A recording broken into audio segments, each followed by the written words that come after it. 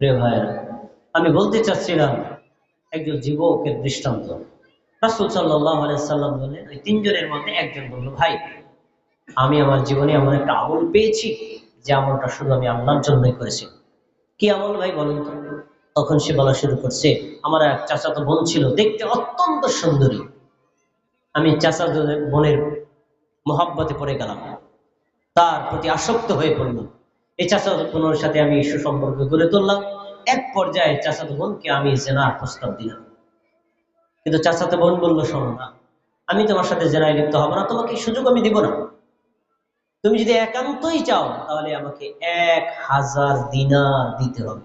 দিনার মানে স্বর্ণ মুদ্রা, বহু টাকা মূল্য। কিন্তু আমার তো ইচ্ছা তার সাথে জেনায় লিপ্ত হওয়ার। অনেক কষ্ট করে, অনেক সাধনা করে, দীর্ঘদিন সংগ্রহ করে আমি 1000 দিনার একত্রিত করে আমি আমার চাচাতো বোনকে দিলাম। যে তুমি এটা শর্ত দিয়েছিলে, এই নাও দিলাম, এখন জেনা আমাকে অফার দিয়েছিল, ঠিক আছে সুযোগ দাও। তখন মেয়েটি তো শর্তে আটকে গেছে। তখন সে, তার সাথে আমি জেনা করব এমন একটা পরিস্থিতিতে আমি নির্জনে চলে গেলাম তাকে নিয়ে। নির্জনে চলে গিয়ে এমন একটা পরিস্থিতিতে গেছে, জেনা শুরু করব এমন পরিস্থিতিতে তখন ওই যে আমার চাচাতো বোন, সে শোয়া অবস্থায় সে আমাকে বলল, ইত্তাকিল্লাহ, আল্লাহকে ভয় করো। একটু কথা বলুন, শব্দটা কি? ইত্তাকিল্লাহ, আল্লাহকে ভয় করো। তুমি আমার আমার সতীত্বকে নষ্ট করো না, তুমি আল্লাহকে ভয় করো। এই যুবক বলছে, আমার ওই চাচাতো বোন যখন এই কথাটা বলছে, আল্লাহকে ভয় করো, এই বাক্যটা শোনার সাথে সাথে আমি লাফ দিয়ে উঠে গেছি। ওঠার পরে আমি তাকে যে 1000 দিনার দিলাম, যে তুমি আমার থেকে জেনার বিনিময় নিয়েছিলা, ওইটা দাও, তাও চাইনি। অন্যায় কাজের জন্য দিয়েছি, এটা আবার কি চাইবো? আমি আর অন্যায় কাজ করলাম না, টাকাও চাইলাম না, সেখান থেকে এক আল্লাহর ভয়ে ফিরে এসেছি। বলেন সুবহানাল্লাহ। আমি যে ঘটনাটা বললাম না, এটা বলা সহজ, করা কি কঠিন না সহজ? অনেক কঠিন। পুরোপুরি জেনার চান্স পাওয়ার পরে কয়েকজন ব্যক্তি আল্লাহর ভয়ে ছেড়ে দেয়? জেনে রাখুন, অন্যায় কাজ করতে গিয়ে করার সুযোগ পাওয়ার পরেও কেউ যদি আল্লাহর ভয়ে অন্যায় কাজ ছেড়ে দেয়, এটাও নেক আমল। এই নেক আমলের ওসিলা দিয়ে কেউ যদি আল্লাহর কাছে চায়, সে যাই চাক, আল্লাহ তাকে তাই দিয়ে দেবে। সুবহানাল্লাহ। তখন সে বলছে, আল্লাহ, আপনি যদি জানেন সে কাজটা একমাত্র আমি আপনার সন্তুষ্টির জন্য করেছি, আমি জেনায় লিপ্ত হই নাই, তাহলে আজকে আমরা তিনজনে বিপদগ্রস্ত হয়েছি, আপনি আমাদের তিনজনকে বিপদ থেকে বাঁচান। আল্লাহ রাব্বুল আলামিন তখন গায়েবী মাধ্যমে পাথরটাকে ওখান থেকে সরাইয়া দিলেন। সুবহানাল্লাহ। সংক্ষেপ ঘটনা বললাম, এরপরে তারা তিনজন বেরিয়ে আসতে পারলো। হাদিস এই ঘটনা বলার উদ্দেশ্য কি?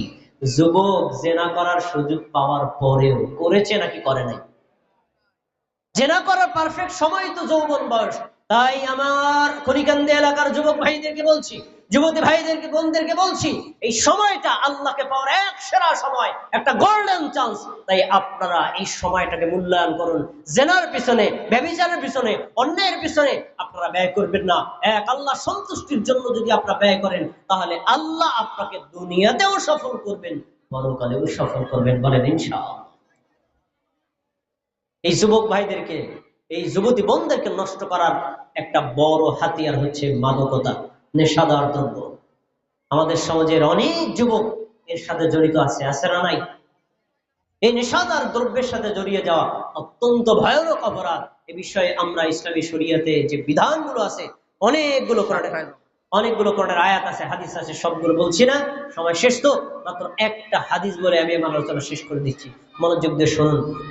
আমরা নেশাদার দ্রব্য বলতে কি বুঝি? আমরা বুঝি এক বোতল মদ আনলো, বোতলটা খুলে ঢকঢক করে খেলো, মাতাল হয়ে গেল, এই হলো মদ, তাই না? কিন্তু আপনি যান মাদক দ্রব্য নিয়ন্ত্রণ যে অধিদপ্তর, সেখানে আপনি সার্চ দিবেন যে মাদক দ্রব্য কি কি, শুধু মদকে বোঝানো হয় নাই। ইয়াবা, ফেন্সিডিল, হেরোইন, কোকেইন, তারপর হলো জর্দা, সাদা পাতা, গুল, বিড়ি, সিগারেট এবং খড় ইত্যাদি যে সকল বস্তুগুলো মানুষের মেধাকে বিকৃত করে, এর প্রত্যেকটা বস্তুকে মাদক দ্রব্য হিসেবে নিষিদ্ধ করা হয়েছে। প্রত্যেকটাই মাদকের সাথে অপরাধ।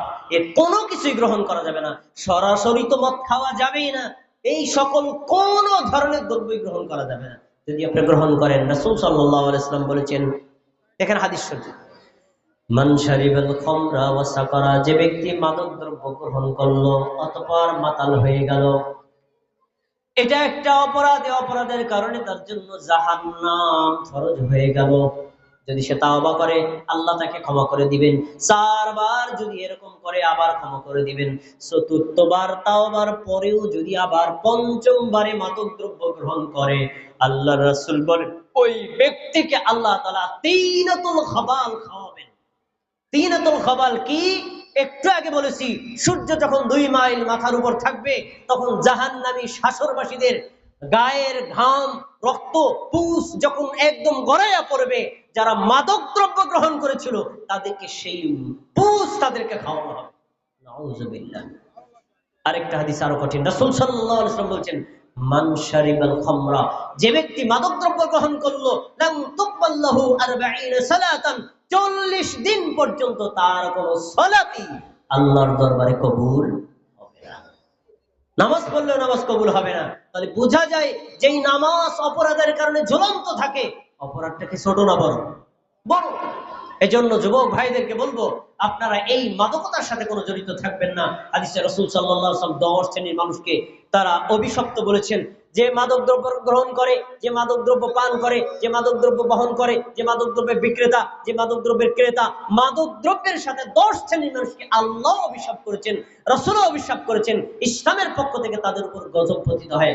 আল্লাহ রাব্বুল আলামিন আমাদের এই অত্র যুব সমাজদেরকে, বিশেষ করে নারী এবং পুরুষ যারাই আছে, তাদেরকে যাবতীয় অপরাধ থেকে, মুক্ত থেকে এক আল্লাহর ইবাদত করার, দুনিয়াতে সফল হওয়ার, আখিরাতে সফল হওয়ার তৌফিক দান করুন। আল্লাহ রাব্বুল আলামিন আমাদের এই মজলিসকে কবুল করুন।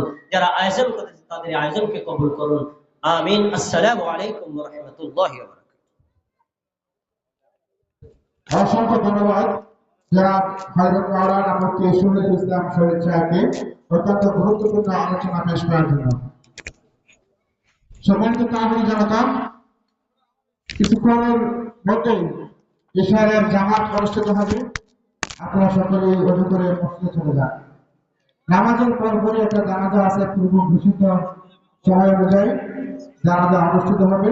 জানাজার পরপরই আজকের মাহফিলের প্রধান আকর্ষণ জনাব হযরত মাওলানা হানজালা সাহেব তার মূল্যবান তাকরীর পেশ করবেন। অতএব আপনারা সময় নষ্ট না করে সকলেই